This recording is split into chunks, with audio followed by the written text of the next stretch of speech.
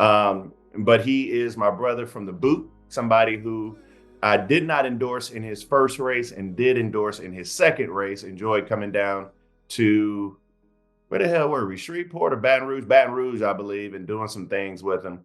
But somebody who is in tune to the streets. This is a special series entitled "What the Fuck Happened," and we're trying to dig into the bottom. A lot of people have asked me that question. I have my thoughts on what happened on November 5th, but I wanted to bring on some people who've been watching it. So none other than Gary Chambers. What's happening, my brother? How are you? I'm good, man. I really appreciate the conversation. How are you? Oh, I'm good, man. I tell people the sun came up and the grass is still green. I mean, you still my daddy wakes up in the morning and reads the newspaper starting with the obituary because he wants to make sure he's not in it. And so, I'm good. I have my thoughts. White women voted, suburban white women voted for Donald Trump by 5%. Non-college educated white women voted for Trump by 25%. And all in all, we saw turnout drop around the country. But it's something that you had your eye on, which is what I wanted to bring you on the show to talk about. You were going on IG every day during the early voting period and highlighting simply in Louisiana the drop in Black votes coming in the early voting period, which translated into the drop in Black votes overall in Louisiana. What were you seeing, and tell me why you were feeling that from the street level? I think overall, there is a disconnect between what the party thinks is happening with Black America and what Black America is really feeling. I think that the policies of the Democratic Party are certainly more beneficial, whether you talk about financial or as far as our civil rights for Black people in the Democratic Party. But how many people know that, right? How many people feel the message of the party? We continue to do barbershop talks as if that's the only place you can gather Black people and the only method you can communicate with them. I also think that the party spends a lot of time chasing middle-aged white women and losing their base in the process, right? When you start seeing more imagery of people that are catering to messages that don't necessarily align with the things you're fighting for, I don't think that gets those people riled up and fired up, ready to go and vote for you. There were things that I saw that I thought were great. I thought Vice President Harris taking the time to go to parts of Georgia outside of Atlanta was a good start, right? I would have liked to see more of that happen within the campaign because I think that we ignore the fact that 55% of Black people live in the Deep South. And the more that grumbling that we start to hear, that complaining that we hear, it's not always from people in Philadelphia or in Milwaukee, though they have complaints, right? But there's a lot of folks in the Deep South who feel like they're never touched by the Democratic Party. And I think that resonates in the way they show up or don't. Let's talk about this shift to the right because we saw a shift to the right in this country that is unique. So I want to dig into numbers and then I want to talk about geography. So you saw between 20 to 2024 votes for Democrats, and I want people to hear this. Under 30, we were down 3 million votes from 2020. Black voters down 2 million votes. Latino voters down 2 million votes. Under $50,000 down 6 million votes. 50,000 to 99,000 down 7 million votes. 100,000 plus up 7 million votes. Listening to that, what do you hear? The message is not resonating. I think one of the things Is it the right message though? No, no. I think that we try to package some of these things and make them more palatable to communities that are not moving as fast as certain places in the country. I think that, and look, listen, I am for everybody having their rights, but Trump and his team effectively used the trans rights issue as a wedge point, and I think effectively. I think not responding to that in an effective way was a failure. Let me pin you down on that. So this is my response, and I'm going to spend some time with Shermichael Singleton later in the same episode to talk about that particular issue. Because what I've understood is that people in their focus groups, when they played that ad of Donald Trump, no, that Kamala Harris is for they, them, she, me, whatever, Donald Trump is for you, that voters moved 2.7 points to his side. And they had Mhm. never seen anything move like that. Now, the way that I look at it is that it's a red herring. There are more bills. It's twofold though. It is the trans issue and the money issue combined, right? He's speaking to two things that people are feeling some level of resentment about or concern about. And in speaking directly to those two things in one, if I don't get you on this package, I got you on that part. And when you combine the two of those things with people feeling like you're taking my tax dollars and putting them towards things I don't agree with, whether that be the war in Ukraine, the war in Gaza, or trans rights issues, or I don't think that we should be doing certain things at the pace that America's taking us, right? We just got gay marriage like within the last 20 years. And now we're at the point where the party is basically saying the whole country is a rainbow, and it is just not. It's not. I live in South Louisiana, right? And in South Louisiana, pastors are still preaching against gay marriage. It doesn't matter whether it's legal or not. And so understanding that that psychology exists in this country, and when the podcast bros are running the world, right? We have to have mechanisms that are built. The other thing I think that Democrats are failing at is like, when are we going to build our own apparatuses to get on campuses? If you are knocking on doors, you're too late. In this generation, if you're at the door, they've already baked in their ideology either on a college campus or in their social groups before they ever bought their home, if they get a chance to buy a home today. I mean, like you ran past it. You brought up a lot of good stuff, things we're going to talk about.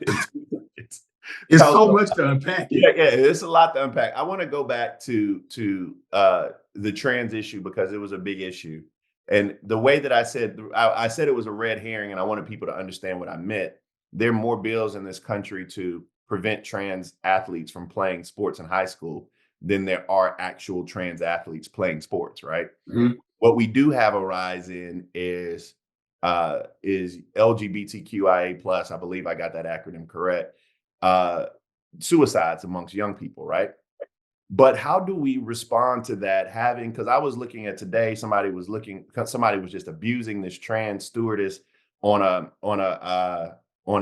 United Airlines flight. Like, I don't want that to happen. But I also understand that there are concerns about trans athletes playing in sports or using bathrooms. How do we nuance and find a way without pushing people to message around that issue? Because I think it's just the answer and move on, because it's not something that affects people on a daily basis. What I think we have allowed to happen, and I say this as an advocate, right? That there's a point where we have to get into discussion with people. And I think that sometimes our advocacy is so loud and brash that we're not actually having discussions with people about the humanity at stake, right? And we allow the flashpoint issues to become the dominating conversation because we let the people the most angry have the most piece of the conversation. And I'm talking from our side. It is working for them, right? It's working for them. Letting all of the angry white men rant about what they're not getting is working for them. It is not working for us in groups of people where, and this is what I'm going to say the truth. A lot of people feel like the LGBTQ plus community has gotten a lot of motion in the last 20 years and will not relent, right? And I'm not saying any group of people should relent in chasing their rights.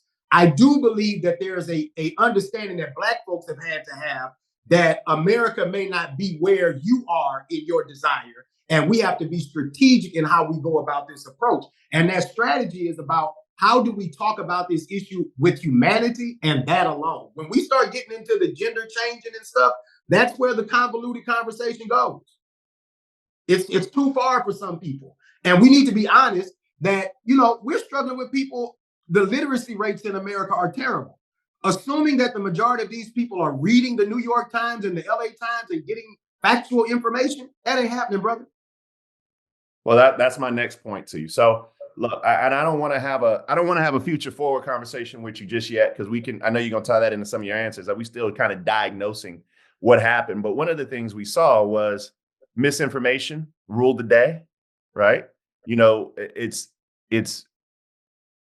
public safety is an issue. Inflation is an issue.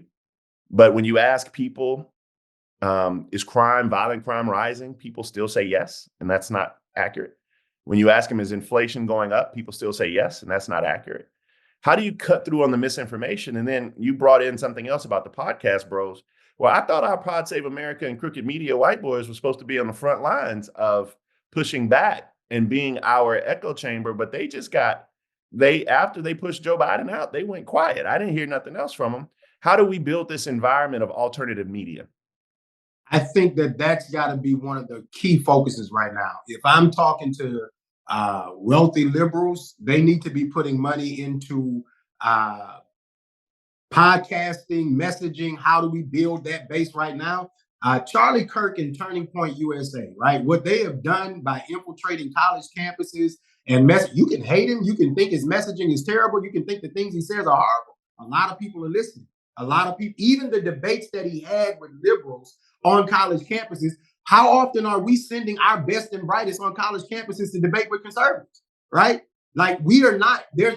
The punch and the fight has got to be there, and it's got to be there with people that you may not like the way they talk about the issue. The truth is, if you talk to a regular conservative from like 10 years ago, they don't like some of the things that current conservatives say, but they know it's effective. They know it helps them win elections. And they ignore all of that noise they don't like so that they can get their base riled up to vote. Democrats have to have the same logic. How do we infiltrate the people that we care about with the messages that are important? And sometimes that's not going to sound politically correct. Sometimes it's going to have profanity in it. Sometimes it's going to have a lot of nuance that we may not want to discuss in our circles. But those conversations are happening, and they're being led by the other side right now with no logic. I don't think James Carville was accurate in his recent diatribe against quote unquote identity politics. I think that I'm not ageist, but I do think that the age of visionary leadership that Nancy Pelosi and James Carville and many others have passed. And I think there's a debt of gratitude to be paid, but I don't think we need to ascribe to their notion of what the future should look like. But that is your Louisiana brethren, and he went on this whole rant about identity politics, et cetera. Talk to me about how you feel about his rant. Donnie, we'll find it and play a clip right here if you don't mind. And then just tell me what you think about that. I'll give Harris credit. She didn't use any of the woke language, but this is like trying to wash clothes that's got smoke all over them.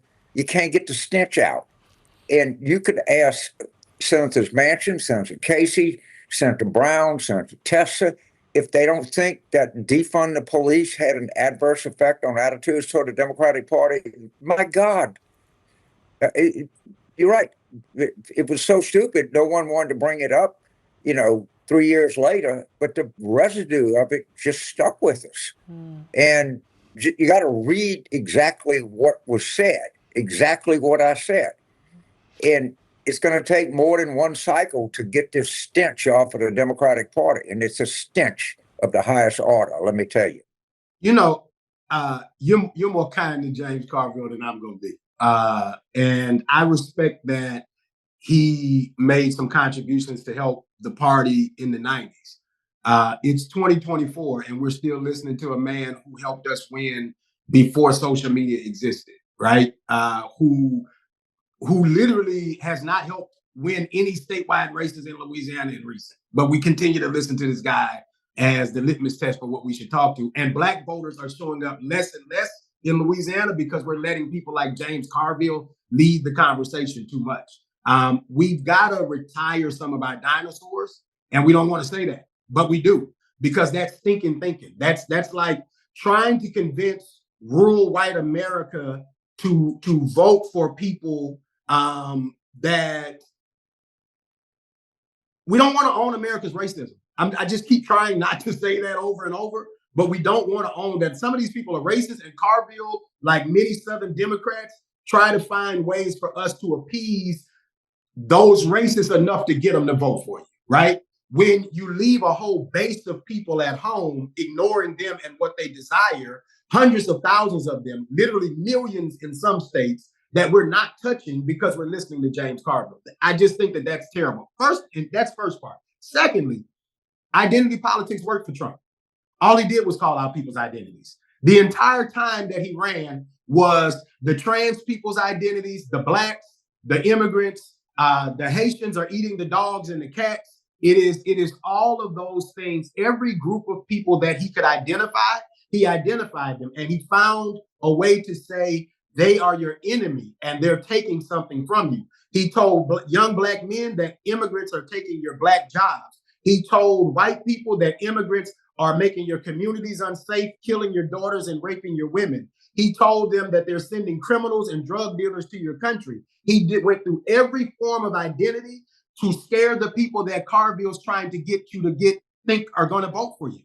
And it's not working. And what Democrats have not done is say boldly, proudly, this is who we are and we want you, right? We literally had conversations privately about, and I understand the vice president working to not lean into her identity in an attempt to cater to those folks. It didn't work. So can we just not do it again? Ever. There was a conscious effort, and that's what drives me crazy about James Carville. Like, he just missed the whole boat. Like, not in no speech, not one time did Kamala Harris say, "I will be the first Black female president," or woman. Not one point. Not at one point. Consciously, she didn't. She never leaned into that identity because of the simple fact that we had this thought that identity politics wouldn't work. I want to wrap up with this. How do we get to a point where Louisiana wins some elections? Louisiana just won 2 statewide elections in 2015 and 2019. What happened is the resources left, therefore we didn't win the statewide election. John Bel Edwards. John Bel Edwards is a different whole animal of candidate too, right? He is not a different animal of candidate. He's a well-resourced candidate. We have not had no other candidate running statewide that was a Democrat had the funding that John Bel had. And that funding did not come from out of state. That came from John Bel being a legislator that could raise money through the trial lawyers because he was a lawyer. And I give him credit for that and building up a war chest. But having the money is why John Bel was reelected twice. And had Sean Wilson had $10 million, he would have created a runoff. You cannot make a runoff in a statewide election with $3 million in Louisiana. The way it's going to happen is that the Democratic Party has got to see Louisiana, Mississippi, North Carolina, and Georgia the way they see Wisconsin, Michigan, Pennsylvania, and Nevada. Because at the end of the day, the demographics favor them more in these states. And every one of those states has elected a Democrat statewide in the last decade.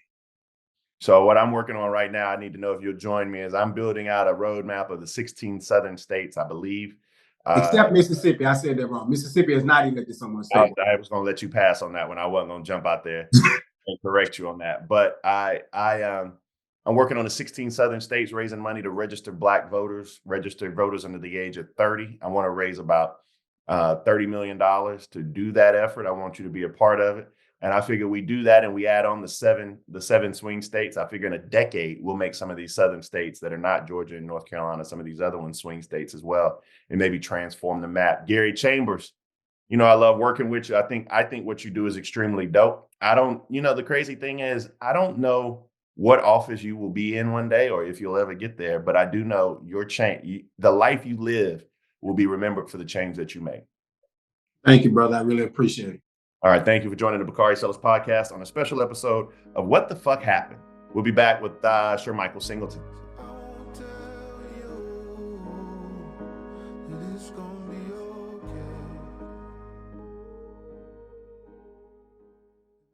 All right, guys, you know that this is a special episode of What the Fuck Happened on the Bakari Sellers Podcast. And today we have my Morehouse brother, somebody who has an opportunity to spike the football today. It's probably the only chance I'll give him to do so, but none other than Sir Michael Singleton. You see him on CNN. I told him he should be the next press secretary for the 47th president of the United States. I don't think he's going to take that job, but he'd be great at it. In fact, I don't think we've ever had a Black man do that job, but it would be awesome if you did it.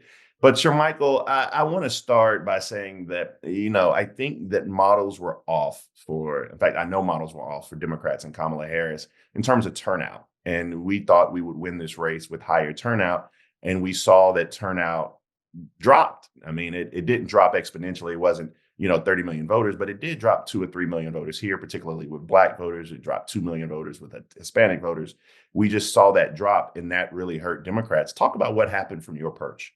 I mean, look, from our perspective, Trump increased his margins, and the vice president, believe this or not, and I've seen a lot of reports about her being a Black woman, her being a woman in general, she performed significantly better than Secretary Clinton in 2016. And Bakari, as more and more numbers are coming in, I don't think she'll surpass Biden, but she's getting pretty close. And we need to acknowledge that. I mean, this is a Black woman who's got freaking close to 80 million votes. I mean, Republican or not, I can acknowledge, I think that that's successful. With that said, though, I think this election was really a referendum on Biden and the vice president. And despite him dropping out of the race, I just think it was a really, really difficult hurdle for you guys to overcome. This isn't unique to just Democrats in the United States or Vice President Kamala Harris. You can look across the globe and you will see the same trend line of voters in a plethora of countries saying, we do not want the status quo because we don't think the status quo is working, has worked. Obviously, coming out of the COVID pandemic, people are still hurting because of inflation, because of the cost of living. Sure, it's coming down incrementally, but it certainly wasn't where it was 6, 7, 8 years ago. And that's what people desire. So they're saying, you know what? We want to go in a completely different direction. Or in our case, I believe voters essentially said we want to go back to what we at least remember in the first 2 years of Trump's first term. And so that's what I think the hurdle was. How can you get over that if people view you as being a part of the sort of status quo problem? I don't think the vice president, even if she was a white man, I don't think could have overcome that, to tell you the truth. I think you're hitting on something that I believe that this was somewhat inevitable. And you brought up 3 things I just want to, for the listeners, I want to kind of go through. The first is that Kamala Harris actually got more votes than any Democrat in American history in the state of Wisconsin. And she got 130,000 more votes than Joe Biden in Georgia. That's first. Second, it's very hard to win a race when 66% to 75% of voters think they were better off 4 years ago than they were on November 5th. And lastly, something that you brought up was the fact that of all the G7, all 7 of those countries, the people in power lost votes. They didn't all lose elections, but they all lost votes. And Democrats actually lost the second fewest. So, if you look at it from a world perspective, they didn't do half bad. What are some of the things you did on the ground, which was different? Because you didn't have, the thing that drives me crazy and the reason I was so giddy. We talked about this. I know where you're going, but go ahead. Y'all didn't have no fucking ground strategy. You didn't have a ground game. You just didn't. You didn't. There was no ground game. How did you win with no ground game? It wasn't necessary. So I think the strategy, the old school strategy of you need to have a bunch of sort of these precinct chairs directing what doors to knock on, what doors to avoid, because obviously you don't want to diminish returns necessarily on your dollar spend per potential voter engagement. You know this, you've run for office, that's important. The Trump campaign said, you know what, we don't think it's necessary to have an as robust ground game at all anymore. Their argument was, and I think they were successful. Now the question becomes for us on the Republican side, but I would also argue for modern politics in general, is this a scenario that's unique to Donald Trump? Or is this a sort of new model in terms of how you're going to engage your potential voters in general? Trump's argument always was, I know I'm going to lose a certain percent of the electorate. So in order to win, in order to get to 270, I need to figure out a way to engage with either low propensity or disengaged voters. So low propensity, these are people who maybe they'll vote here and there. Maybe they haven't voted in a couple of years. Maybe they're registered, but I don't think this system really works for me. Disengaged, I'm not registered. I don't trust it. I don't care. If you can get those folks registered, you get the low propensity to turn out, then you have a strategy to win. But how do you find these people? Where are they? They're not watching us on CNN. They're not watching MSNBC, Fox. They're watching Joe Rogan. They're watching it, in your case, the call me daddies of the world. Yeah. And Trump was very smart and strategic in recognizing if I'm going to someone like a Joe Rogan, and I pulled up some numbers here. So CNN, MSNBC, Fox News, primetime news, average viewership, 5.2 million. Joe Rogan's average viewership, and this is just one, 11 million. Trump went on, I think, about almost 20 different podcasters. You look at how well he performed with those individuals. Low propensity, disengaged voters are watching that. Mathematically, Bakari, I don't need 11 million. I just need to shave off 4% of them. Yeah. 4% who are living in Pennsylvania. Maybe I'm looking at 2-3% in Georgia. Maybe I'm looking at 6% in North Carolina. I'm just, for the audience, I'm just throwing out numbers here, but I'm just trying to provide perspective in terms of like what percentages I'm looking at as a strategist. And I'm saying, if I'm going to each of these major podcasters, I know the percentage of voters that I potentially need to win in each of these swing states. Many of the low propensity, disengaged rather, viewers are on those places. They're listening to that. They're watching Joe Rogan. They're engaging with them on social media, on Instagram, on X, on TikTok. I know if I can reach them and turn out just a little bit of them, if they see me as normal, if they say, oh man, this person's relatable, that's all you need. Because as you know, being a former politician, it's not necessarily always about the issues. Can I have a beer with you? That old colloquialism. Yeah, it's that vibes. really does mean it really something. Was vibes. It really does mean something in politics. And so I think Trump's argument was proven successful, that going on these mediums assisted him with avoiding having a robust ground game, which you guys actually did have, engaging those voters, turning them out. Thus, you get the 270. That's how we've seen an increase from 2020 on his behalf. You know, I also think disinformation is a big deal, but more so than disinformation is the way that you all controlled the messaging game and the non-traditional outlets. How did you all build this empire of non-traditional media? Because look, Democrats won. People who read newspapers, we won. People who watch and get their news from MSNBC, even Fox News, we won, right? You know, going on Brett Baier was supposed to be a risk, but that was a good decision. We won those voters. But people who get their news from YouTube, people who get their news from podcasts, and people who don't get any political news at all, we got trounced. How did you all build this this new non-traditional media empire? So I wouldn't say that Republicans necessarily built this new medium. The medium was already trending in this direction. You and I are on television a lot. We have seen viewerships lessen and lessen over the past couple of years now, which is why some of these major entities are recognizing, wait a minute here, linear, by linear for the audience, I'm talking about cable, this crap isn't working. Everybody's going digital. They're going into other places to sort of source their information. We didn't build it. We recognize, holy shit, a half of the country is not watching cable. They're watching these other outlets, these other individuals. We need to go there. So essentially, we tapped into something that's been percolating under the waters, if you will, for a couple of years now. And I think we're the first to sort of recognize you need to go here to engage with people who have an interest. They care about certain things that are important to them. They're not used to seeing a politician sort of interact in a more humanistic way. And so if you can sort of cover your ground there, but be before them, then you do have a viable strategy to potentially win.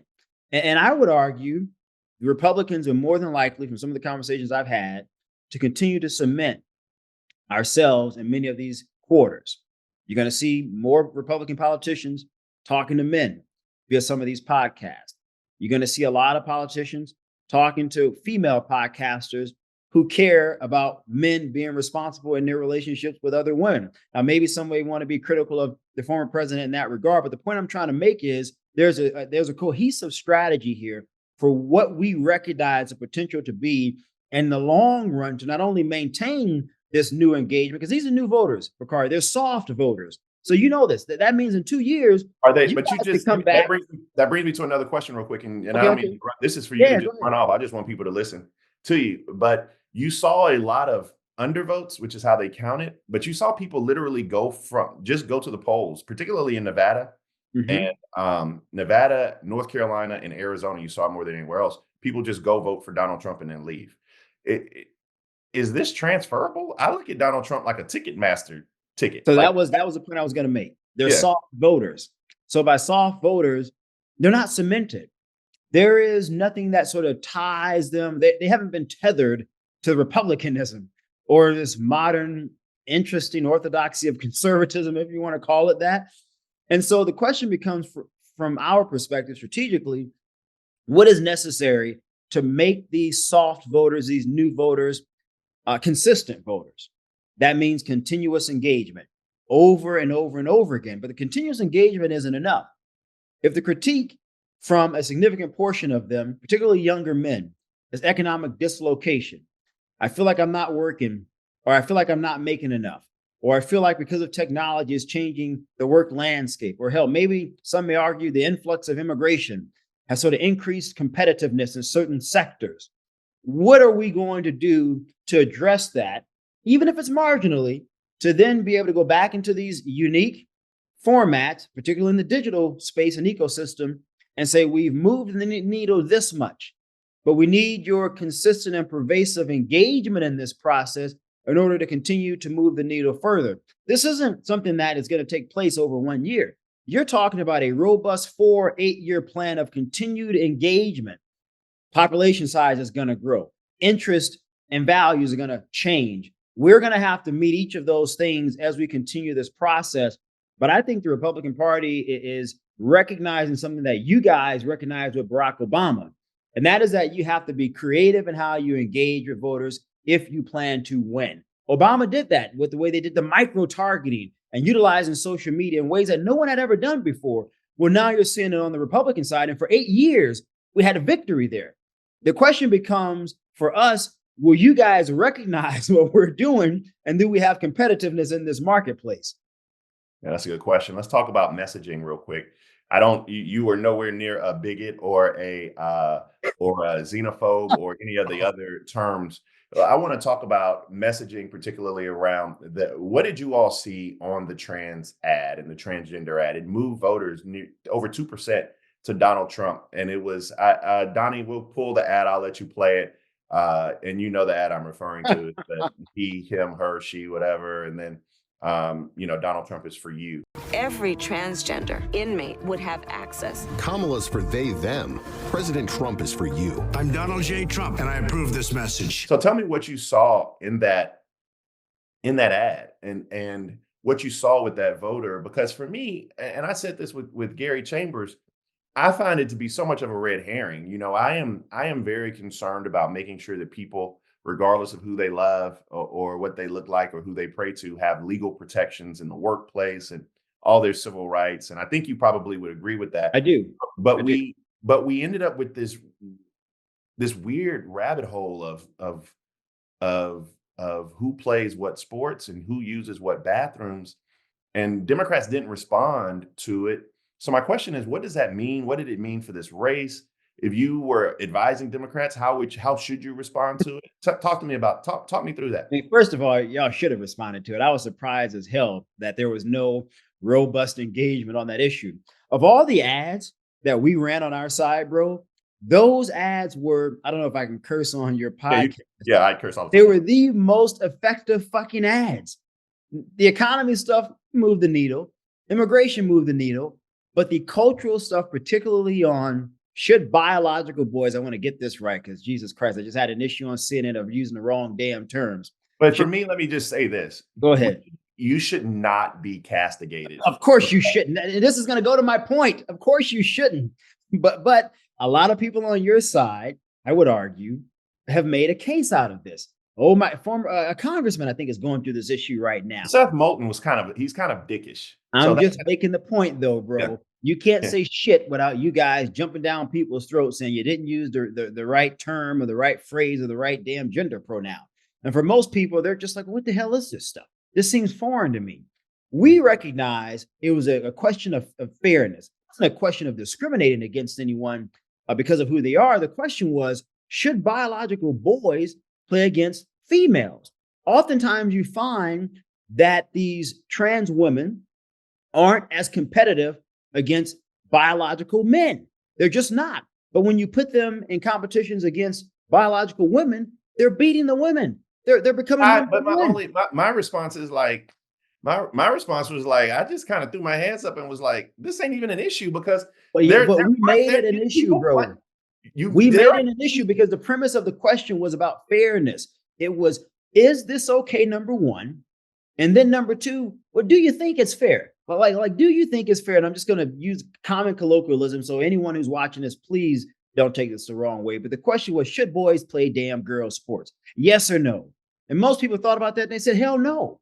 And then we ran the ad. And then you see the vice president in her conversation, I guess a couple years ago with an interviewer. And people said, wait a minute here. This shit seems bizarre to me. There is no way I'm voting for this. Yeah, maybe I like the vice president on this or that. But if this is where we're going as a country, I'm not rocking with this. That's why it was so effective, because it was a fundamental question of fairness. And does this make sense to you at a base level? And the vast majority of people said, hell no, it does not. And that's why it was effective. But how do you talk about this issue with some compassion and humanity? Well, I don't know. I mean, you guys got to figure that out. I know where we stand on it. I'm going to let you guys figure that out. because you guys can't even be critical on this issue without pissing off. But it's just it's a hard conversation to have. For me, where I am is that this is where I am. I think it's somewhat of a non-issue, right? That's just fundamentally where I am. But it wasn't even a top 10. I know, that's what I'm like. Okay, so I throw that out there, and I want people to be protected, particularly in the workplace and everything else. But I also want to have a conversation about fairness, and how do we make sure that we're having these conversations to protect individuals. Now, I believe you need adults to sign off on anything that a child does. I don't think children can go in and do that on their own, because they're children and children have a place. Maybe that's my Southern values, but adults need to be able to sign on all of these things that children may be doing, particularly when it comes to gender affirming surgeries and all of those things. That's kind of first. Second, I believe it's very nuanced, and we have to have a conversation about fairness and making sure that it's fair when someone is going through that process, that they are fairly competing with young girls, if that's the case. I don't want someone who simply identifies as a young boy or young girl to then be able to change sports for any type of competitive. But how do you? But here's the issue with you guys. Here's the conundrum here. Who gets to make that determination? Well, I mean, I don't think that's quite that difficult, but I think this is why we have to have the conversation. I mean, I think that those questions can be answered. You got, but bro, my point is, and this is from my perspective as a conservative, I don't think some, I'm not going to say all, I'm not going to say many. I don't think some within the Democratic Party, the modern Democratic Party, would even permit the opportunity to just have honest and frank conversations about this issue. I mean, and you're right about that. And I think that's just where being honest. Yeah, I mean, I think because I saw the way you were treated on CNN the other night, and I didn't think that would just, but I also didn't need to come to your defense because you're fucking fine. You'll be all right. You'll get beat up and you'll be just fine. And so I thought about that issue a lot. Wanted to talk through that with you. So let's go back to November 5th. Let's go back to this swing right. Why did this swing happen? And was it purely economics? Because it happened not only in conservative areas, but it happened in Chicago, it happened in Manhattan, it happened in California, Orange County. Is this purely economics? Is this purely timing? Is this purely Trump? And am I wrong for saying that JD Vance is a whole hell of a lot easier to beat than Donald Trump? I don't know if I agree with, I'll start with the last statement about Vance. I don't know if I agree with that yet. I think if he builds a comfort level where he sort of intellectualizes populism, nationalism, in a reductionist kind of approach that the average person can understand and get, that will fundamentally change what the Republican Party in 4 years will look like. But he does. He's vice president. He doesn't. I get that. But I think I could be wrong here, but I think Trump's going to give him a lot of opportunity to engage with the American public writ large. I really believe that, because I think Trump wants sort of a continuation of his ideas. I just think Vance would probably fundamentally change what MAGAism, if you will, looks like. But to my point, and I've had a few Democrats have raised this to me, and I've been giving a lot of consideration to this thought process. If we do become a somewhat multiracial party, a working class party, how does that register with traditional Republican orthodoxy, which is certainly more affluent, more, well-educated? You're going to have to see some radical policy changes in the party if more and more of these people become representative of the party in terms of our voting pool. On to the other side, though, I think it was a combination of everything you were saying. I think it was a bit of the economy. I think Trump is just a once in a lifetime interesting political phenomenon. I don't think anybody, bro, could say some of the things, do some of the things that Trump has done. Some people don't believe that. I'm not saying cancel, but some people need to go away. And some of that stuff you say. I think the guy's a unicorn. I think he is just uniquely positioned to do things that no one else could ever do, and maybe not do in the future. But also, Bakari, I think it's cultural. I think the United States is still a very centrist-leaning country in terms of customs of behavior and certain values that we're willing to accept and certain things that we aren't willing to accept. And I think when you see the culmination of all of those things, even if you may have found Trump to be a bit problematic, you're looking at the way things are changing. You're looking at messaging from the Democratic side. You're already pissed off with the status quo. And you're saying all of these variables are why I'm going to cast my vote for the former president versus Kamala Harris. And then also on your side, for people who weren't willing to do that, they did what you kept saying on CNN for months. They stayed their asses on the couch and they just didn't vote. I don't want to tell everybody I was right that there were 3 candidates, but we did lose to the couch. I mean, you were kind of right about that. Yeah. Last question. Where are all the Negroes in the cabinet? I ain't seen that. Now one get called up. I've seen people saying this. Where are you? The only person I didn't want to talk about the future, but while I got you here, like we don't have. I mean, I guess some of the other jobs are coming up down the road, but some of these jobs, like I'm of all the choices, Marco Rubio was by far the best choice to be Secretary of State. Like that's not a question. I don't have any problem with his national security apparatus, save for Tulsi Gabbard. All right. I think that's wild. Pete Hesketh. I have my thoughts on Tulsi. I know her, so I'm a little biased there. I have thoughts on her though. And then you have Peter Hesketh, and we can have those robust conversations about qualifications. But then you have Matt Gaetz, which you guys are going to have to defend that. But that's not. I don't want you to. I don't know. Just real quick, I'll say. I get why Trump wants someone who's incredibly loyal and trustworthy to him. I think Trump believes, and this is what I think, this is sort of my assessment of this. I think he believes prosecutors are too powerful, they have too much influence, and they have too much discretion. In many ways, bro, I would agree with the premise of that argument. The question, though, politically becomes for Trump, you lose 4 senators, Gaetz can't get confirmed. Are you willing to expense the political capital to fight for him? I don't know yet. I think we got to see. Why do you have to fight, though? Why don't you just do it in a recess? That's not going to happen. I don't think Republican senators are going to agree to that because now they're sort of relinquishing their power. I mean, I think they like Trump and they're going to, do what they can to confirm the majority of his appointments. But I think they still kind of want to have their own, power and influence as an independent body to the executive. But listen to this. This is an update from Senator Tom Young today, who is not really a Trump booster, but, just a kind of age-old Republican, right? On Waltz at NSA, high caliber intellect. Lee Zeldin at EPA, great choice. Elise Stefanik at UN, outstanding. Pete Hesketh at DOD, don't know him. What's his vision? Marco Rubio at State, pro. Matt Gaetz at AG. How about Marco at State, right? So you see people just avoiding that. When are we going to get Byron Daniels? When are we going to get Tim Scott? When are we going to get your old boss, Ben Carson? If he wants, I think Ben's ready to retire. But when are we going to get these individuals that deserve something for their efforts to uplift the 47th president, a role that is somewhere where they need to be? So Senator Scott just became the 5th ranking, right? Yeah, well, he became the chair of the National Republican Senatorial Committee. So essentially, his job is to help Republicans get elected. It's a really important job. You got to raise a shitload of money to be effective at it. Tim Scott's good at raising money. I also think Tim Scott wants to become chair of the Banking and Finance Committee. And yes. From the audience perspective, you may say, well, okay, who wants to be chair of a committee versus a presidential appointment? One, he'd be the first Black person ever to be over maybe the 2nd or 3rd most powerful committee, Bakari? It's up there. It's I would say top 4 for sure. I mean, definitely. You're talking about overseeing finance for the whole damn country. Yeah. So I think Scott is kind of happy where he's headed.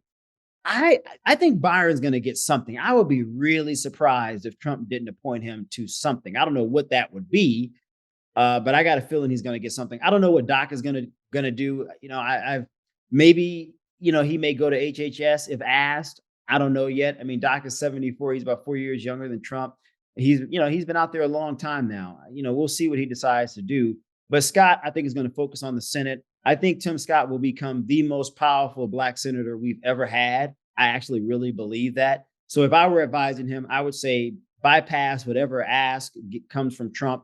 You're on to become really, really powerful in the U.S. Senate. We've never had a Black person have that much power and authority. Byron Donalds, we'll see what happens there, but I think he's going to get something. I just don't know what. Shermichael Singleton, thank you for joining a special episode of What the Fuck Happened. We're going to have some journalists join us next to kind of finish digesting this. I hope people learning something. Thank you, my brother. Look forward to seeing you on TV very, very, very soon. And congratulations on all the